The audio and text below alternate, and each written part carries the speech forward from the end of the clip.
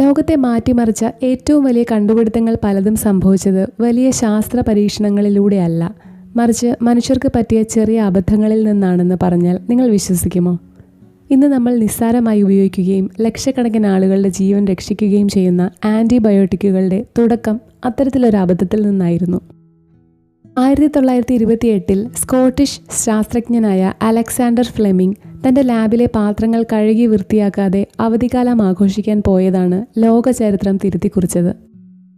അവധി കഴിഞ്ഞ് അദ്ദേഹം തിരികെ ലാബിലെത്തിയപ്പോൾ കഴുകി വയ്ക്കാൻ മറന്ന പാത്രങ്ങളിൽ ഒന്നിൽ ഒരുതരം പൂപ്പൽ വളർന്നിരിക്കുന്നത് അദ്ദേഹം കണ്ടു. സ്റ്റഫൈലോകോക്കസ് എന്ന അതിമാരകമായ ബാക്ടീരിയകളെ നിരീക്ഷിക്കാൻ വെച്ചിരുന്ന പാത്രമായിരുന്നു അത്.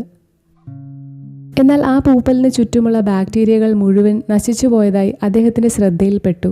ആ പൂപ്പൽ പുറപ്പെടുവിച്ച ഏതോ ഒരു പദാർത്ഥമാണ് ബാക്ടീരിയകളെ കൊന്നതെന്ന് ഫ്ലെമിംഗ് തിരിച്ചറിഞ്ഞു. ആ പൂപ്പലിൻ്റെ ശാസ്ത്രീയ നാമമായ പെൻസിലിയം നോട്ടാറ്റം എന്നതിൽ നിന്നും അദ്ദേഹം ആ അത്ഭുത മരുന്നിന് ഒരു പേരിട്ടു: പെൻസിലിൻ. പെൻസിലിൻ കണ്ടുപിടിക്കുന്നതിന് മുൻപുള്ള ലോകം വളരെ ഭയാനകമായിരുന്നു. ശരീരത്തിലുണ്ടാകുന്ന ഒരു ചെറിയ പോറൽ പോലുമോ ഒരു പല്ലുവേദനയോ അക്കാലത്ത് മനുഷ്യൻ്റെ ജീവൻ എടുക്കുമായിരുന്നു. കാരണം ബാക്ടീരിയകളെ നശിപ്പിക്കാൻ അന്ന് മരുന്നുകൾ ഉണ്ടായിരുന്നില്ല.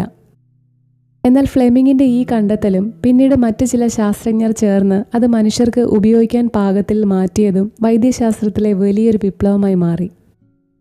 രണ്ടാം ലോക മഹായുദ്ധകാലത്ത് ലക്ഷക്കണക്കിന് പട്ടാളക്കാരുടെ ജീവൻ രക്ഷിച്ചത് ഈ ഒരൊറ്റ മരുന്നാണ്.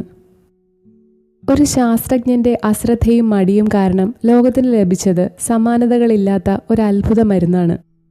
ചില അബദ്ധങ്ങൾ അങ്ങനെയാണ്, അത് ലോകത്തെ തന്നെ മാറ്റിമറിക്കും. ഇത്തരത്തിൽ ചരിത്രം തിരുത്തിക്കുറിച്ച കൂടുതൽ സംഭവങ്ങളെക്കുറിച്ച് അറിയാൻ ഈ വീഡിയോ ലൈക്ക് ചെയ്ത് ചാനൽ സബ്സ്ക്രൈബ് ചെയ്യുക.